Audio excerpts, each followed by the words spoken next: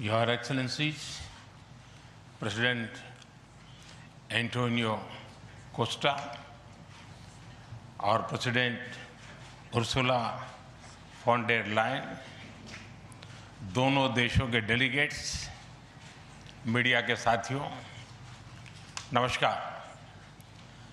अपने दो करीबी मित्रों प्रेसिडेंट कोस्टा और प्रेसिडेंट फॉन डेर लायन का इस अभूतपूर्व भारत यात्रा में स्वागत करते हुए मुझे बहुत खुशी हो रही है। कोस्टा जी अपनी सरल जीवन शैली और समाज के प्रति प्रेम के आधार पर लिस्बन के गांधी के नाम से जाने जाते हैं और उर्सुला जी जर्मनी की पहली महिला रक्षा मंत्री नहीं, यूरोपियन यूनियन कमीशन की भी पहली महिला प्रेसिडेंट बनकर पूरी दुनिया के लिए एक प्रेरणा है। कल एक ऐतिहासिक क्षण था जब पहली बार यूरोपियन यूनियन के लीडर्स भारत के गणतंत्र दिवस समारोह में मुख्य अतिथि के रूप में शामिल हुए। आज एक और ऐतिहासिक अवसर है जब विश्व की दो सबसे बड़ी लोकतांत्रिक शक्तियां अपने संबंधों में एक निर्णायक अध्याय जोड़ रही है। फ्रेंड्स, पिछले कुछ वर्षों में भारत और यूरोपियन यूनियन के संबंधों में उल्लेखनीय प्रगति हुई है। साझा लोकतांत्रिक मूल्यों, आर्थिक सिनर्जी और मजबूत पीपल टू पीपल टाइज के आधार पर हमारी साझेदारी नई ऊंचाइयों तक पहुंच रही है। आज हमारे बीच 180 बिलियन यूरो का ट्रेड है। 8 लाख से अधिक भारतीय यूरोपियन यूनियन के देशों में रह रहे हैं और सक्रिय योगदान दे रहे हैं। हमने स्ट्रेटेजिक टेक्नोलॉजी से लेकर क्लीन एनर्जी, डिजिटल गवर्नेंस से लेकर डेवलपमेंट पार्टनरशिप, हर क्षेत्र में सहयोग के नए आयाम स्थापित किए हैं। इन्हीं उपलब्धियों के आधार पर आज की समिट में हमने समाज के सभी वर्गों को लाभ पहुंचाने वाले कई निर्णय लिए हैं। फ्रेंड्स, आज भारत ने अपने इतिहास का अब तक का सबसे बड़ा फ्री ट्रेड एग्रीमेंट संपन्न किया है। आज 27 तारीख है। ये सुखद संयोग है कि आज ही के दिन यूरोपियन यूनियन के 27 देशों के साथ भारत ये एफटीए कर रहा है। यह एक ऐतिहासिक समझौता हमारे किसानों, हमारे छोटे उद्योगों, इसके यूरोपियन मार्केट तक पहुंच आसान बनाएगा, मैन्युफैक्चरिंग में नए अवसर पैदा करेगा और हमारे सर्विसेज सेक्टर के बीच सहयोग को और प्रबल करेगा। इतना ही नहीं, यह एफटीए भारत और यूरोपियन यूनियन के बीच इन्वेस्टमेंट को बूस्ट करेगा, नई इनोवेशन पार्टनरशिप बनाएगा और वैश्विक स्तर पर सप्लाई चेन को मजबूत करेगा।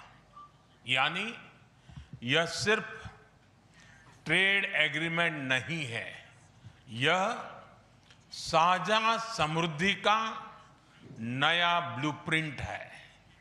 फ्रेंड्स, इस महत्वाकांक्षी एफटीए के साथ साथ हम मोबिलिटी के लिए भी एक नया फ्रेमवर्क बना रहे हैं।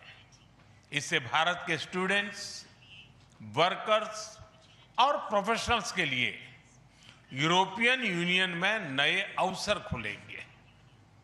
साइंस एंड टेक्नोलॉजी में हमारा लंबे समय से एक व्यापक सहयोग रहा है।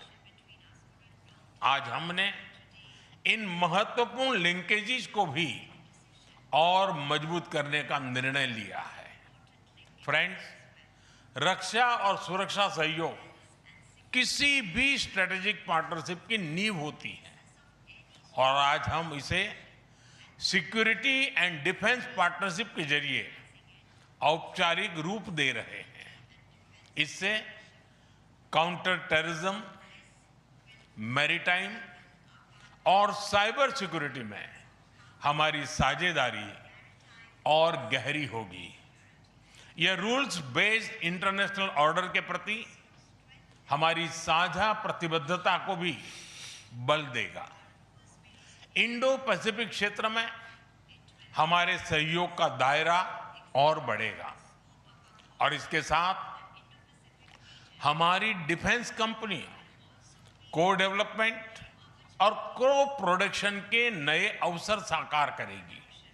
फ्रेंड्स, आज की इन उपलब्धियों के आधार पर हम अगले 5 वर्ष के लिए एक और भी एम्बिशियस और होलिस्टिक स्ट्रेटेजिक एजेंडा लॉन्च कर रहे हैं। एक जटिल वैश्विक वातावरण में ये एजेंडा स्पष्ट दिशा देगा, हमारी साझा समृद्धि को आगे बढ़ाएगा, इनोवेशन को गति देगा, सुरक्षा सहयोग और सुदृढ़ करेगा और पीपल टू पीपल टाइज को और गहरा करेगा। फ्रेंड, भारत और यूरोपियन यूनियन का सहयोग एक पार्टनरशिप फॉर ग्लोबल गुड है। हम इंडो पैसिफिक से लेकर कैरेबियन तक ट्राइलेटरल प्रोजेक्ट को विस्तार देंगे। इससे सस्टेनेबल एग्रीकल्चर, क्लीन एनर्जी और विमेन एम्पावरमेंट को ठोस समर्थन मिलेगा। हम साथ मिलकर आईमैक कॉरिडोर को ग्लोबल ट्रेड और सस्टेनेबल डेवलपमेंट की एक प्रमुख कड़ी के रूप में स्थापित करेंगे। फ्रेंड्स, आज ग्लोबल ऑर्डर में बड़ी उथल-पुथल है। ऐसे में भारत और यूरोपियन यूनियन की साझेदारी अंतर्राष्ट्रीय सिस्टम में स्थिरता को मजबूती देगी। इस संदर्भ में आज हमने यूक्रेन, पश्चिमी एशिया, इंडो पैसिफिक सहित कई वैश्विक मुद्दों पर विस्तार से चर्चा की। मल्टीलेटरलिज्म और इंटरनेशनल नॉर्म्स का सम्मान हमारी साझी प्राथमिकता है। हम एकमत है कि आज के चैलेंजेस का समाधान करने के लिए ग्लोबल इंस्टीट्यूशंस का रिफॉर्म अनिवार्य है।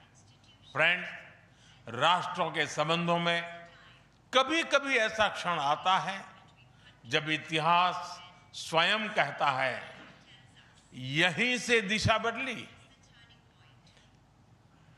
यहीं से एक नया युग शुरू हुआ।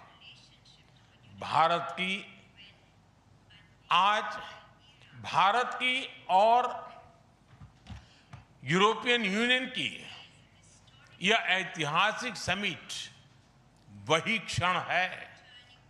मैं एक बार फिर इस अभूतपूर्व यात्रा के लिए, भारत के प्रति आपकी मित्रता के लिए और हमारे साझा भविष्य के प्रति आपकी प्रतिबद्धता के लिए प्रेसिडेंट कोस्टा और प्रेसिडेंट फोन डेर लायन का हार्दिक धन्यवाद करता हूं। Thank you.